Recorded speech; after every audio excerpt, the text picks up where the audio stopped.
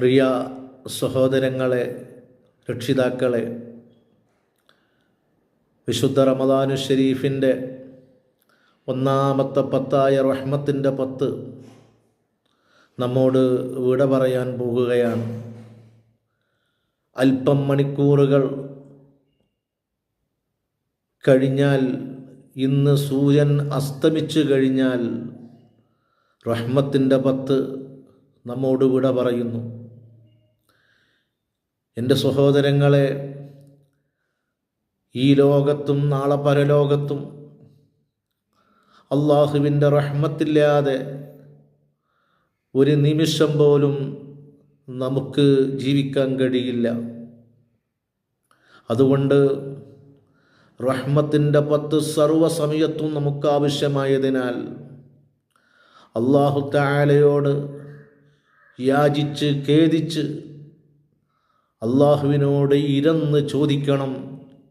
അല്ലാഹുമ്മ റഹംനി യാ അർഹമർ റഹീമീൻ. റഹ്മത്ത് ചെയ്യുന്നവനായ റബ്ബേ, ഏറ്റവും വലിയ റഹ്മത്തിൻ്റെ ഉടമയായ അല്ലാഹ്, എനിക്ക് നീ റഹ്മത്ത് ചെയ്യണമേ.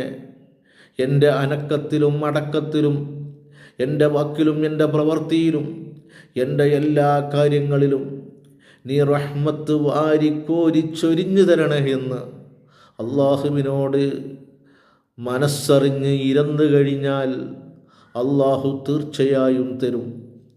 പ്രിയപ്പെട്ടവരെ, ഹബീബായ മുത്തളി മുഹമ്മദുർ റസൂലുള്ളാഹി സ്വല്ലല്ലാഹു അലൈഹി വസല്ലമ തങ്ങൾ വരെ സ്വഹാബത്തെ, അള്ളാഹുവിൻ്റെ റഹ്മത്തില്ലാതെ ഒരാൾക്കും ഒന്നും ചെയ്യാൻ കഴിയില്ല, അള്ളാഹുവിൻ്റെ റഹ്മത്തില്ലാതെ ഒരാൾക്കും ഈ ലോകത്ത് പരലോകത്ത് ഒന്നും നൽകാൻ കഴിയില്ല എന്ന് പറഞ്ഞപ്പോൾ, നിങ്ങൾക്കും റബ്ബിൻ്റെ റഹ്മത്ത് ആവശ്യമാണോ എന്ന് സ്വഹാബത്ത് തിരിച്ചു ചോദിച്ചപ്പോൾ, അതേ, എനിക്കും റബ്ബിൻ്റെ റഹ്മത്ത് ആവശ്യമാണ്.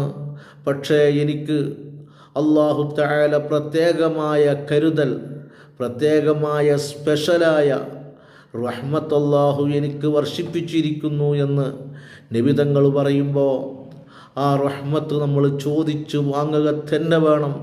അതുകൊണ്ട് ഇവിടെ നിന്ന് അങ്ങോട്ട് ഓരോ നിമിഷത്തിലും ഫർള് നിസ്കാരമെന്നല്ല, സുന്നത്ത് നിസ്കാരമെന്നല്ല, അതിൻ്റെ ഒക്കെ ശേഷവും അതിൻ്റെ മുമ്പും സർവ്വസമയത്തും അള്ളാഹുവിനോട് റഹ്മത്ത് ചോദിച്ചു കൊണ്ടേയിരിക്കുക. അള്ളാഹു അനുഗ്രഹിക്കട്ടെ. അസ്സലാമു അലൈക്കും വറഹ്മത്തുള്ളാഹി.